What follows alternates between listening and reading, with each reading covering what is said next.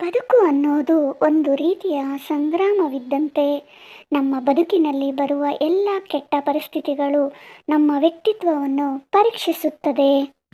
ಅಂತಹ ಸಂದರ್ಭದಲ್ಲಿ ಧೃತಿಗೆಡದೆ ಧರ್ಮದಿಂದ ನಡೆಯಿರಿ, ಏಕೆಂದರೆ ಧರ್ಮಕ್ಕೆ ಯಾವಾಗಲೂ ಜಯವಿದೆ. ಕಣ್ಣಿನ ದೃಷ್ಟಿ ತಪ್ಪಿದ್ದರೆ ಗುರಿ ಮಾತ್ರ ತಪ್ಪುತ್ತದೆ, ಮನಸ್ಸಿನ ದೃಷ್ಟಿ ತಪ್ಪಿದ್ದರೆ ಜೀವನದ ದಾರಿನೇ ತಪ್ಪುತ್ತದೆ. ನಿನ್ನ ಕಷ್ಟಗಳನ್ನು ಪರಿಹರಿಸುವ ವ್ಯಕ್ತಿಯನ್ನು ಹುಡುಕಬೇಡ, ನಿನ್ನ ಕಷ್ಟಗಳನ್ನು ತನ್ನ ಕಷ್ಟಗಳೆಂದು ತಿಳಿದು ನಿನ್ನ ಜೊತೆ ನಿಲ್ಲುವ ವ್ಯಕ್ತಿಯನ್ನು ಹುಡುಕು. ಬಗಳುವವರನ್ನು ಬಗಳಲು ಬಿಡಿ, ಅವರು ಭೂಮಿ ಮೇಲೆ ಜೀವಿಸುತ್ತಿರುವುದೇ ಬಗಳುವುದಕ್ಕಾಗಿ.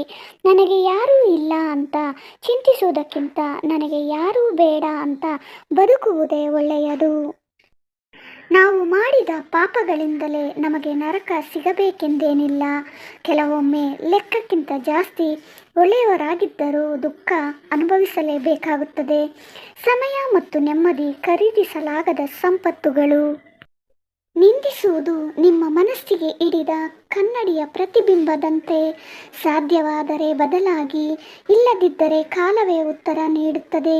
ಮಣ್ಣಲ್ಲಿ ಮಣ್ಣಾಗುವ ವ್ಯಕ್ತಿಯ ದೇಹಕ್ಕೆ ಸಾವು ಖಚಿತ, ಆದರೆ ಮನದಲ್ಲಿ ಉಳಿಯುವ ವ್ಯಕ್ತಿಯ ವ್ಯಕ್ತಿತ್ವವು ಸದಾ ಕಾಲವೂ ಶಾಶ್ವತವಾಗಿರುತ್ತದೆ. ಸ್ವಲ್ಪ ಸಮಯದ ಸಂತೋಷಕ್ಕಾಗಿ ಉತ್ತಮ ವ್ಯಕ್ತಿತ್ವವನ್ನು ಕಳೆದುಕೊಳ್ಳಬೇಡಿ. ಸಂಬಂಧದಲ್ಲೇ ನಮ್ಮ ಮೊದಲ ಶತ್ರುಗಳಿರುತ್ತಾರೆ. ಎಚ್ಚರ ವಹಿಸಿ. ನಿಮಗೆ ಮೋಸ ಮಾಡಿದವರನ್ನು ಕ್ಷಮಿಸುವಷ್ಟು ಉದಾರಿಯಾಗಿರಬೇಕು ನಿಜ, ಆದರೆ ಅವರನ್ನೇ ಮತ್ತೆ ಮತ್ತೆ ನಂಬುವಷ್ಟು ಮೂರ್ಖರಾಗಬಾರದು. ತಾಳ್ಮೆಯಿಂದ ಇರು. ಸರಿಯಾದ ಸಮಯಕ್ಕೆ ಪ್ರತಿಯೊಂದು ಪಡೆದುಕೊಳ್ಳುತ್ತೀಯ. ಕೆಲವು ನೋವುಗಳು ನಮ್ಮನ್ನು ಪಂಜರದ ಅಕ್ಕಿಯಂತೆ ಮಾಡಿಬಿಟ್ಟಿರುತ್ತವೆ. ಯಾರಿಗೂ ಹೇಳುವುದಕ್ಕೂ ಆಗುವುದಿಲ್ಲ, ನೆಮ್ಮದಿಯಾಗಿ ಬದುಕುವುದಕ್ಕೂ ಆಗುವುದಿಲ್ಲ. ಸಮಯವನ್ನು ನಂಬದಿದ್ದರೂ ಸಹನೆಯನ್ನು ನಂಬಲೇಬೇಕು, ಏಕೆಂದರೆ ಸಮಯ ನಮ್ಮನ್ನು ಬಿಟ್ಟು ಹೋದರೂ ಸಹನೆ ನಮ್ಮನ್ನು ಬಿಟ್ಟು ಹೋಗಲಾರದು. ಜೀವನದಲ್ಲಿ ನಾವೇನು ಸಾಧಿಸಿದ್ದೇವೆ ಎನ್ನುವುದು ಮುಖ್ಯವಲ್ಲ, ಇನ್ನೂ ಮಾಡುವುದೇನಿದೆ ಎಂದು ಚಿಂತಿಸುವುದು ಮುಖ್ಯ. ಇನ್ನೊಬ್ಬರಿಗೆ ಸಮಾಧಾನ ಹೇಳೋದು ತುಂಬ ಸುಲಭ, ನಮಗೆ ನಾವೇ ಸಮಾಧಾನ ಮಾಡಿಕೊಳ್ಳುವುದು ತುಂಬ ಕಷ್ಟ. ಎಲ್ಲರ ಜೊತೆಯಲ್ಲೂ ಇರು, ಎಲ್ಲರಂತೆ ನಗುತ್ತಾ ಇರು. ಅಷ್ಟು ಬಿಟ್ಟರೆ ಎಲ್ಲರೂ ನಮ್ಮವರು ಎಂದು ಹೆಮ್ಮೆ ಪಡಬೇಡ. ನಟನೆಯಿಂದ ಕೂಡಿದ ಮನುಷ್ಯನ ಪ್ರೇಮ ವಿಷಕ್ಕಿಂತ ಅಪಾಯಕಾರಿ ಎಂದು ಮರೆಯಬೇಡ. ಯಾರ ಜೊತೆ ಎಷ್ಟರಲ್ಲಿ ಇರಬೇಕು ಅಷ್ಟರಲ್ಲೇ ಇರಬೇಕು. ಎಲ್ಲರೂ ನಮ್ಮವರೇ ಎಂದು ನಾವು ಒಳ್ಳೆಯದನ್ನು ತೋರಿಸಿದರೆ ನಮಗೆ ಕೆಟ್ಟವರು ಎಂದು ಪಟ್ಟ ಕಟ್ಟಿ ಚಟ್ಟ ಏರಿಸಿಬಿಡುತ್ತಾರೆ. ಹಾವಿನ ಹಲ್ಲಿನಲ್ಲಿರುವ ವಿಷಕ್ಕಿಂತ ಮನುಷ್ಯನ ದೃಷ್ಟಿಯಲ್ಲಿರುವ ಅಸೂಯೆ ಅತ್ಯಂತ ಅಪಾಯಕಾರಿ. ಅಹಂಕಾರದಿ ಬೆಳೆದ ಮನುಷ್ಯ ಭಿಕ್ಷೆ ಬೇಡುವ ಸನ್ನಿವೇಶಗಳು ಬಂದಾಗ ಬೇಡಿಯೇ ತಿನ್ನುತ್ತಾನೆ, ಆದರೆ ಸ್ವಾಭಿಮಾನವನ್ನು ರೂಢಿಸಿಕೊಂಡ ವ್ಯಕ್ತಿಗೆ ಭಿಕ್ಷೆ ಬೇಡುವ ಸನ್ನಿವೇಶ ಬಂದಾಗ ಕೂಲಿ ಮಾಡಿಯಾದರೂ ಸರಿಯೇ ಬದುಕುತ್ತಾನೆ. ಮಾತಿಗೆ ಬೆಲೆ ಇರುವ ಕಡೆ ಮಾತನಾಡಿ ಮೂರ್ಖನಾಗಬೇಡ, ಮಾತಿಗೆ ಬೆಲೆ ಇರುವ ಕಡೆ ಮೂರ್ಖನಂತೆ ಮಾತನಾಡಬೇಡ. ಸೋಲದೆ ಗೆದ್ದರೆ ಮಂದಹಾಸ, ಸೋತು ಗೆದ್ದರೆ ಇತಿಹಾಸ. ರಕ್ತ ಸಂಬಂಧದಲ್ಲಿ ಇರುವಷ್ಟು ಕಟುಕರು ಹಾಗೂ ದ್ವೇಷಿಗಳು ಬೇರೆ ಯಾವ ಸಂಬಂಧದಲ್ಲಿಯೂ ಇರಲಾರರು. ನಿನ್ನ ದುಃಖಕ್ಕೆ ಕಾರಣ ಏನೇ ಆಗಿರಲಿ ಇತರರನ್ನು ಮಾತ್ರ ನೋಯಿಸಬೇಡ.